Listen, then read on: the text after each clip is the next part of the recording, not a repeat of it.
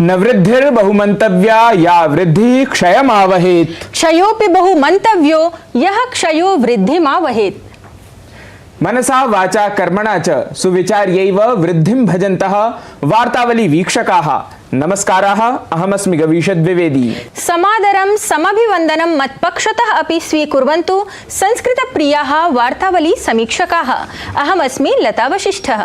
दर्शकाः, यथा ग्रन्थारम्भे मङ्गलाचरणस्य महत्ता अस्ति प्रतिपादिता, तथैव कार्यारम्भे मङ्गलद्योतकानां सुभाषितानाम् अपि महती विशेषता अस्ति प्रकाशिता।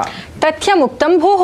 आयान्तु समीक्षकाः सुविचारसंवलितेन सुभाषितेन एव अद्यतनं वार्तावली संसारं समारभामहे। रुहते सायकैर्विद्धं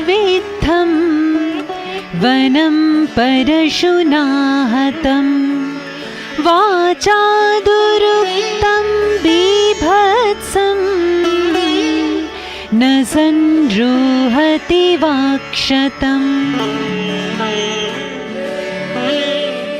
बाणों से बींधा हुआ तथा फरसे से काटा हुआ वन भी पनप जाता है, किंतु कटु वचन कहकर वाणी से किया हुआ भयानक घाव नहीं भरता। अतः मृदु वचन का ही प्रयोग किया जाना चाहिए।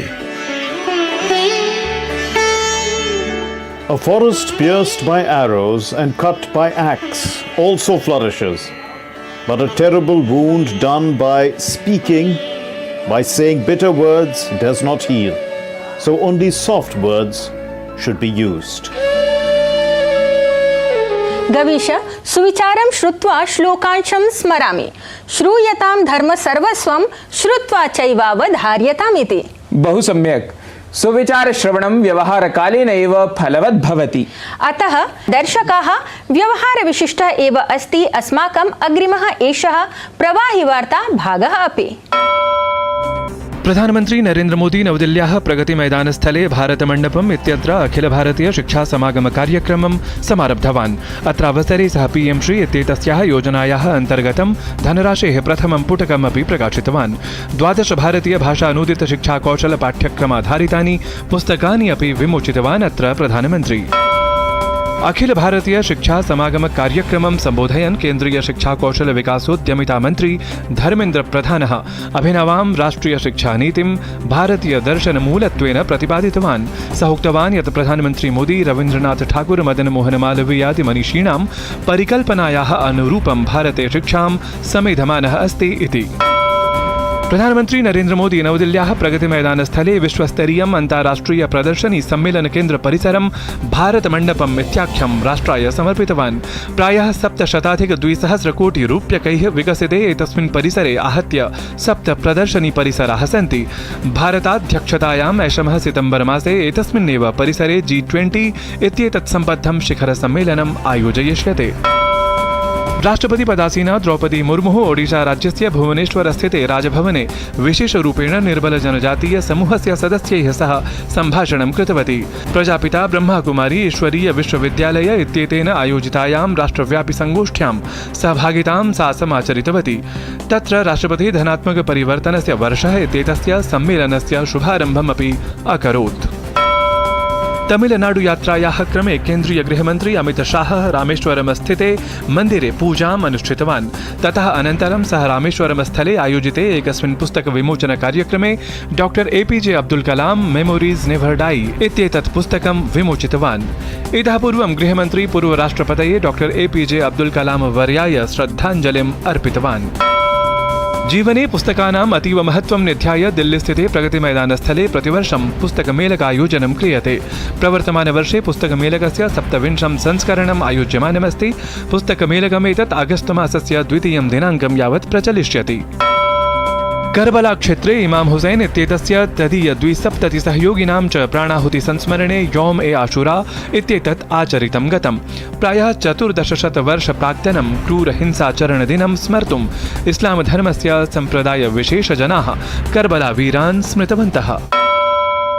लते सद्यः प्रसारिताभिः प्रवाहि वार्ताभिः स्पष्टं भवति यत् सम्पूर्णे अपि विश्वे भारतीया दृष्टिः अनुशंस्यमाना अस्ति। तत्तु सत्यम्। अतएव भारतीय संस्कृतेः समाराधकाः अधिविश्वं वसन्ति, संस्कृतितत्त्वं तावत् सगौरवं समाश्रयन्ति। सत्यं दर्शकाः, कार्यक्रमस्य अग्रिमे भागे अधुना क्रमः आगतः अस्ति प्रतिवेदनविशेषप्रस्तुतेः। एतदर्थम् अद्य सिङ्गापुरदेशस्य यत् संस्कृतितत्त्वं तदाश्रित्य एव वृत्तान्तं प्रस्तुमः वा? नूनं दर्शकाः, अस्मदीय वार्ताहरः मुकुलद्विवेदी अचिरात् एव सिङ्गापुरं सम्प्राप्य तत्रत्यां संस्कृतिं वीक्षितवान्। आयान्तु तत्कृतम् एव वृत्तविशेषं पश्यामः अधुना।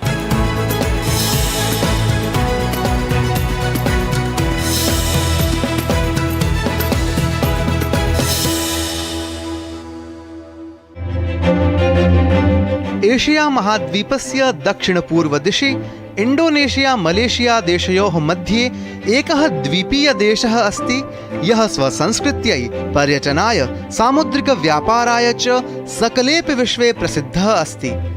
मलयभाषायाः सिङ्गापुर शब्देन अभिज्ञायते एषः देशः।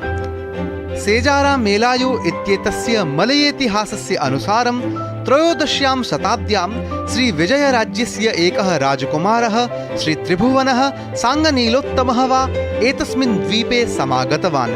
अत्र सः शुभसङ्केतरूपेण एकं सिंहं दृष्टवान्, तथा च तत्रैव सिङ्गपुरा नाम्नः एकस्य मण्डलस्य स्थापनां कृतवान्। मूलतः संस्कृतभाषायाः सिंहपुरशब्दात् निष्पन्नस्य शब्दस्य अभिप्रायः भवति सिंहानां पुरं नगरं वा। एतस्मिन् आधुनिक सिङ्गापुरे साम्प्रतम् आहत्य 55 लक्षाधिकजनाः निवसन्ति। अत्र ये नागरिकाः निवसन्ति तेषु केचन मलय सिङ्गापोरियन्स् अर्थात् मलयप्रदेशसम्बद्धाः सन्ति। सहैव चैनीस् सिङ्गापोरियन्स् अर्थात् चीनदेशसम्बद्धाः अथ इण्डियन् सिङ्गापोरियन्स् अर्थात् भारतसम्बद्धाः सिङ्गापुरवास्तव्याः सन्ति। अतएव अत्र मलय, तमिळ्, मैण्डरिन्, आङ्ग्ल इत्यासां भाषाणां प्रयोगः प्रामुख्येन भवति। एते जनाः सिङ्गापुरदेशे भिन्नभिन्नस्थलेषु निवसन्ति, तथा च तत्र स्वसंस्कृतेः, स्थापत्यकलायाः, भोजनव्यञ्जनादीनां च प्रचारं कुर्वन्ति। साम्प्रतम् अत्र वयं चीनदेशस्य संस्कृतेः दर्शनं कर्तुं शक्नुमः। अत्र आपणेषु चीनदेशस्य वस्त्राणि, सज्जावस्तूनि, भोज्यपदार्थाः च उपलभ्यन्ते। एतस्मिन् चाइना टाउन् स्थले एव भारतीयसंस्कृतेः ध्वजवाहकरूपेण स्थापितं श्री मरियम्मन् देव्याः मन्दिरम्। तमिळभाषायाः मरियम्मन् शब्दस्य अभिप्रायः भवति वर्षादेवी। मरियम्मन् देव्याः सम्बन्धः वृष्टिम् अतिरिच्य मसूरिकादिरोगेभ्यः रक्षणेन सह, तथा च पार्वती, काली, दुर्गा, रुक्मिणी, सीतादिदेवीभिः सह विद्यते। अस्य श्री मरियम्मन् देव्याः मन्दिरस्य स्थापना 27-अधिक-1800तमे वर्षे श्री नारायण पिल्लै महोदयेन कृता। अत्र तमिळ्मूलस्य सिङ्गापुरवास्तव्याः पर्यटकाः अन्यजनाश्च भगवत्याः मरियम्मन् देव्याः दर्शनार्थम् आगच्छन्ति, मातुः कृपाप्रसादं च प्राप्नुवन्ति। एकतः तु एषः देशः स्वसंस्कृतेः कृते प्रसिद्धः अस्ति, अपरतः आकाशचुम्बिभवनेभ्यः, विज्ञानप्रौद्योगिक्याधारिताभ्यः नूतनकृतिभ्यः, मनोरञ्जकोद्यानेभ्यः, रात्रिकालीनद्युतिभ्यः, जलविहारेभ्यः, स्वच्छमार्गेभ्यः, सुन्दरस्मारकेभ्यः, नगरसञ्चालनव्यवस्थाभ्यः च प्रसिद्धः अस्ति। अत्र यानि पर्यटनस्थलानि प्रसिद्धानि सन्ति तेषु Gardens by the Bay, Singapore Flyer, Marina Bay Sands, Singapore Zoo, art museum इत्येतानि स्थलानि प्रसिद्धानि सन्ति। वर्तमान समये सिङ्गापुर देशः विकासशील देशानां समक्षम् अवश्यं द्रुततर विकासदृशा आदर्शरूपतां भजमानः अस्ति। सतताधुनिक विकासेन सह संस्कृतेः संरक्षणं प्रचारणम् अपि भवेत्। एतस्याम् एव दिशि सिङ्गापुर देशीयाः भारतीय भावप्रभृतस्य वसुधैव कुटुम्बकम् इत्यस्य सिद्धान्तस्य परिपालने अपि यथा कथञ्चित् सर्वथा दृश्यन्ते सज्जाः।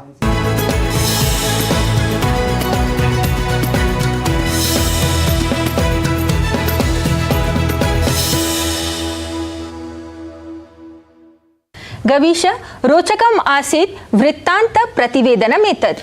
आम्, रोचकः गौरवख्यापकः च अस्ति सद्यः एव प्रधानमन्त्रिणा उद्घाटितः अन्ताराष्ट्रियसम्मेलनकक्षपरः पदक्रमः अपि। सत्यम्।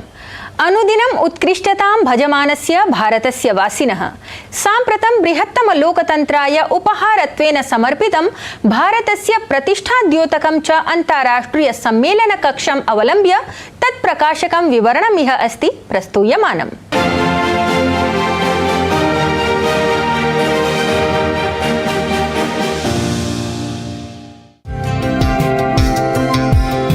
भारतं भारतीयाः, भारतीया भावना, भारतीया संस्कृतिः। समग्रतः वयं राष्ट्रे जाग्रियाम पुरोहिताः इति। देशभक्तिभरितम् एतदेव वेदोक्तं वचनं साक्षात्कर्तुं कारयितुं च सन्ततं यत्नरतः प्रधानमन्त्री नरेन्द्र मोदी पुनरपि भारते रचितवान् युगयुगान्तरेषु स्मर्यमाणम् अभूतपूर्वम् ऐतिह्यम्। समयः आसीत् राजधान्याः दिल्ल्याः प्रगतिमैदानस्थले नवभारतप्रतीकभूतस्य IECC काम्प्लेक्स् इत्येतस्य विश्वस्तरीयान्तर्राष्ट्रिय प्रदर्शनी सह सम्मेलनकेन्द्रस्य समुद्घाटनस्य।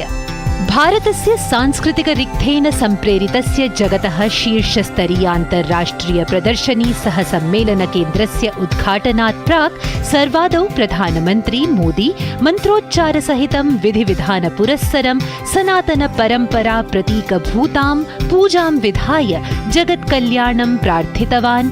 ततः च प्रधानमन्त्री सम्मेलनकेन्द्रस्य निर्माणे लग्नान् श्रमजीविनः अभिनन्दितवान्। विश्वस्तरीय सुविधा संवलितस्य आधुनिक शक्ति समृद्धि संयुतात्मनिर्भर भारतस्य प्रतीकभूतस्य एतस्य केन्द्रस्य नामकरणं भारतमण्डपम् इति प्रधानमन्त्री ड्रोन् इत्यस्य उड्डयनेन सह यदा विहितवान् तदा सकलेन विश्वेनापि एतत् अलौकिकं दृश्यं नयनगोचरीकृतम्। प्रायः 1.5 वर्गमीटरमिते व्यापृते भूभागे निर्मितस्य भारतीय परम्परया प्रेरितस्य शङ्खाकार सम्मेलनकेन्द्रस्य एतस्य गणना विश्वस्य 10 प्रदर्शनी सह सम्मेलनकेन्द्रेषु भविष्यति।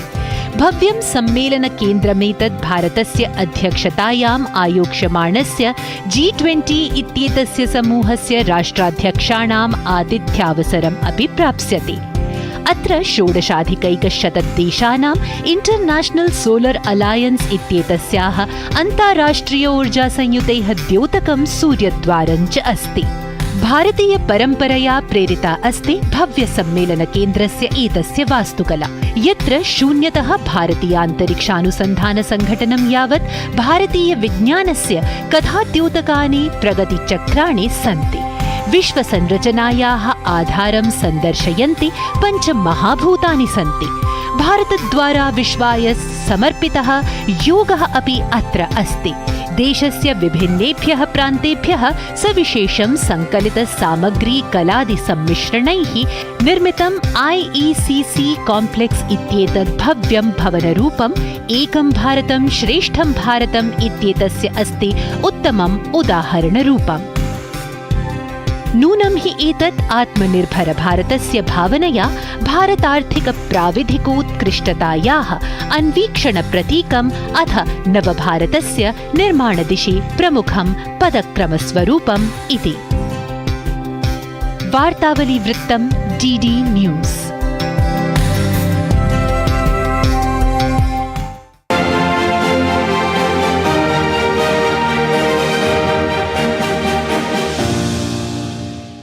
बहुशोभनं भारतीया प्रगतिः भारतवासिनः सदैव उत्कृष्टताम् अनुभावयति। उत्कृष्टतां तु अनुभवयन्ति भारतीय संस्कृति समुन्नायकाः अपि। तेषु एव संस्कृति समुन्नायकेषु अन्यतमः प्रविधिपटुः च अस्ति जर्मनी वास्तव्यः भास्कर काम्बले वर्यः। दर्शकाः भास्कर मुखेनैव भारतीय संस्कृति समुन्नायिकायाः तदीय लेखन्याः विशेषतां प्रकाशयितुं प्रस्तुमः एतं साक्षात्कार विशेषम्।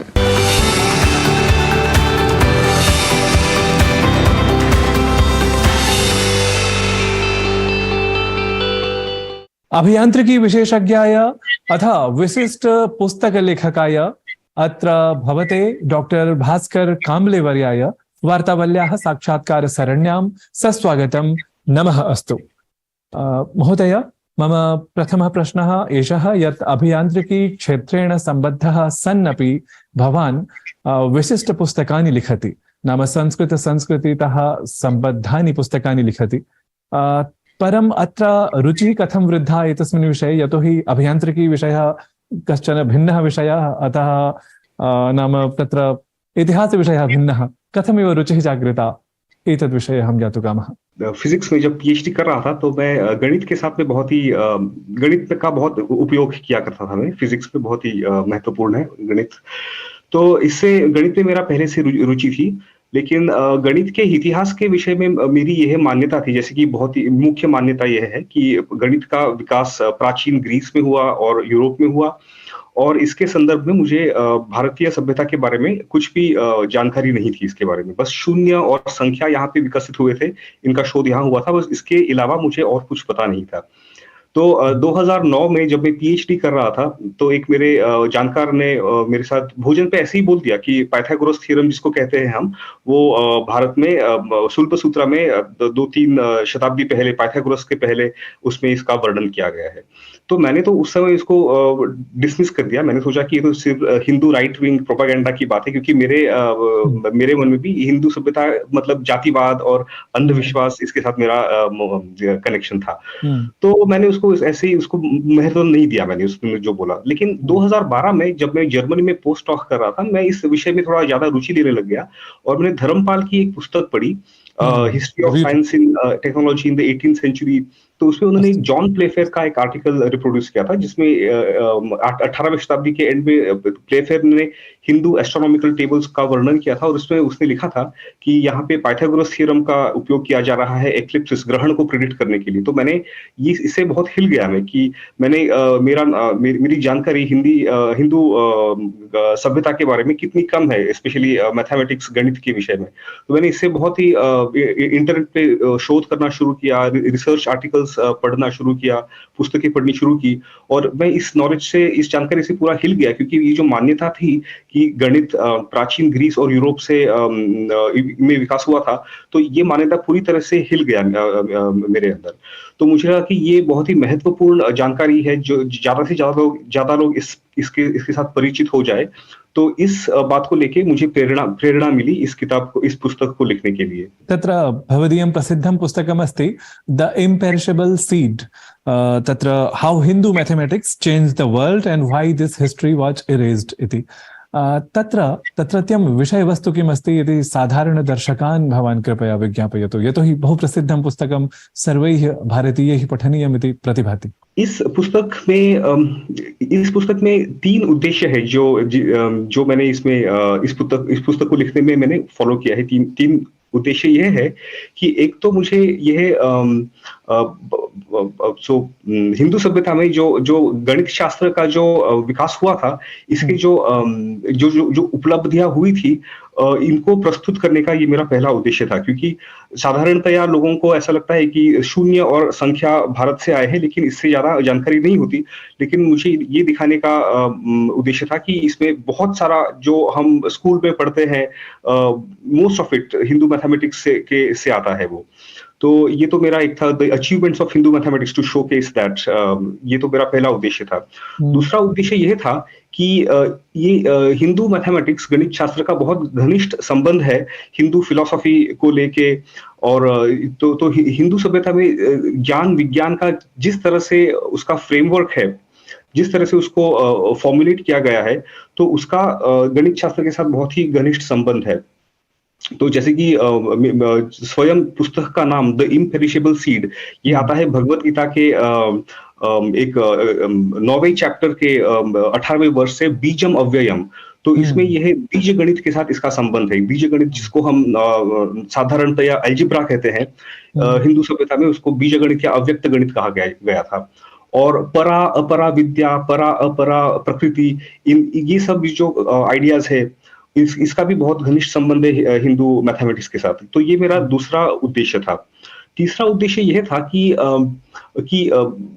लोगों में इसके बारे में इसके बारे में जानकारी क्यों नहीं है, क्यों, मतलब why are the people not aware of Hindu mathematics in today's world. इसको मैंने इन्वेस्टिगेट किया है इस पुस्तक में, और इसमें बहुत सारे डिफरेंट रीजंस है कि कि because of which there is not much awareness of this subject in the present population, in the present times. तो ये 3 उद्देश्य थे जो मैंने फॉलो किए हैं इस पुस्तक को लिखने के लिए। विशिष्टम् उदाहरणं किञ्चित् प्रस्तौति वा, यत्र भारतीयगणितशास्त्रं वस्तुतः नाम बहु विशिष्टम् इति एवं प्रतीयेत, तथा किमपि विशिष्टम् उदाहरणम् अत्र साक्षात् प्रस्तुतिः भवितुमर्हति वा? कुछ स्पेसिफिक एग्जांपल्स अगर दिया जाए हिंदू मैथमेटिक्स के हिस्ट्री में से, तो एक तो आता है मेरे मन में इमीडिएटली, वो है यह फिबोनाची सीक्वेंस, जिसको आज फिबोनाची सीक्वेंस के नाम से जाना जाता है। अस्तु। और ये this was actually developed in the Hindu civilization by Virahanka Hemachandra much before Fibonacci, about 9th 10th centuries के आसपास। एंड इसका डेवलपमेंट हुआ था प्रोसोडी, छंद शास्त्र के कॉन्टेक्स्ट में। और फिर छंद शास्त्र के कॉन्टेक्स्ट में एक और बहुत ही इंटरेस्टिंग डेवलपमेंट था, वो मेरू प्रस्तार, जो आज पास्कल ट्रायंगल के नाम से जाना जाता है। So Meru Prastara was described by Pingala in his Chanda Sutra much earlier, 5th century BC or so. फिर Pingala also had described given a description of the binary number system, क्योंकि he wanted to make the transition between the index of the chandas, the rhythmic meters, and the meters themselves. So this was this is also a very interesting development in the history of Hindu mathematics. Then there are other very interesting aspects like I'm giving just a few very specific examples. एक तो ये था कि the development of calculus in Kerala. तो इसका बहुत लंबा इतिहास है, all the way starting from Aryabhatta in the 5th century से लेके to the Kerala mathematicians. तो आज जो हम लाइबनिट्ज सीरीज के नाम से जानते हैं, या फिर ग्रेगोरी सीरीज के नाम से जानते हैं, या जो आज कल टेलर सीरीज के नाम से जानते हैं, so this was developed by the Kerala mathematicians like Madhava, Nilakantha, Jeshtadeva, and they had given a huge body of work they created with all the information in there. And बहुत interesting बात यह भी है कि this knowledge, आज हम सोचते हैं कि calculus was developed by Newton and Leibniz in Europe, but the fact is that Europe उस समय में अराउंड 15th-16th centuries में यूरोप को needed a lot of astronomical knowledge and calendrical knowledge. So they sent Jesuit missionaries to India, trained by Christoph Clavius, and then these Jesuit missionaries, उन्होंने the knowledge, they were in search of this knowledge, and there is considerable circumstantial evidence that this knowledge traveled to Europe from Kerala to become the calculus of today. तो जैसे कि Galileo, he was in touch with the Collegio Romano in Italy, he was in touch with the Jesuit priests. Leibniz का भी बहुत deep correspondence है Jesuit priests के साथ. It is all documented, his correspondence. So yeah. So ये कुछ बात है जो मैं बता सकता। अस्तु महोदयाः, गणितविषये नूनम् अस्मदीय दर्शकाः लाभान्विताः भवेयुः इत्येव अहम् अभिकाङ्क्ष्य अत्र भवते नमः समर्पयामि, धन्यवादं च समर्पयामि। धन्यवादाः। धन्यवाद।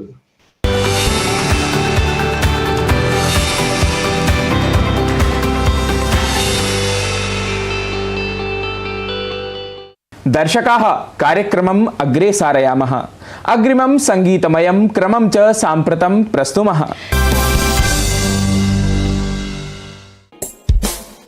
अभयारण्यम् अभयारण्यम् अभयारण्ये नास्ति भयम्। अभयारण्यम् अभयारण्यम् अभयारण्ये नास्ति भयम्। अभयारण्ये के सन्ति सिंहः व्याघ्रः गजः च। सिंहः गर्जति व्याघ्रः गर्जति, नर्दति गजः उच्चैश्च, नर्दति गजः उच्चैश्च।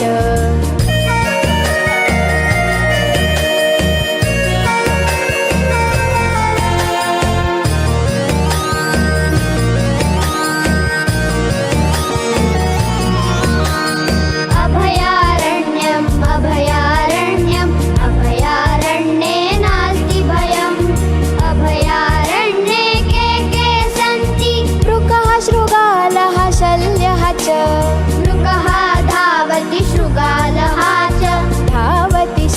शल्यः वेगेन धावति शल्यः वेगेन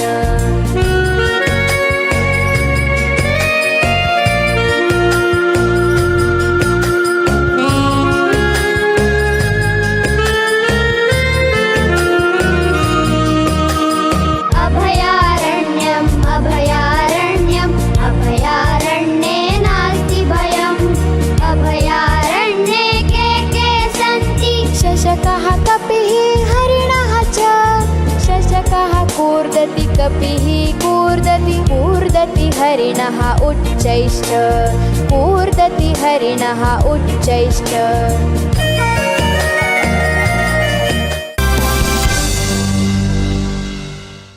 वीक्षकाः साम्प्रतं कार्यक्रमप्रस्तुतिक्रमे विरामसूचकः कालः विरामं सूचयति अस्मान्। अस्तु, अग्रिमे सप्ताहे अङ्कं विशिष्टं संसाध्य समाने दिने समाने एव समये पुनरागमिष्यामः।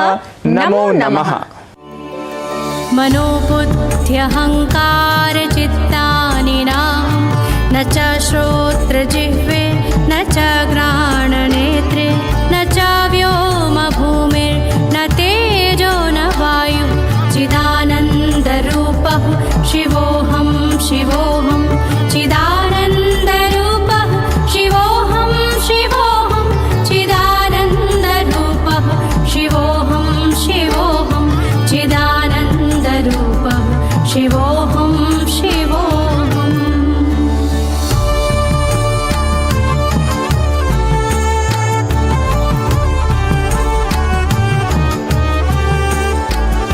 न च प्राणसंज्ञो न वै पञ्चवायु न वा सप्तधातुर्न वा पञ्चकोशः न वा पाणिपादौ न चोप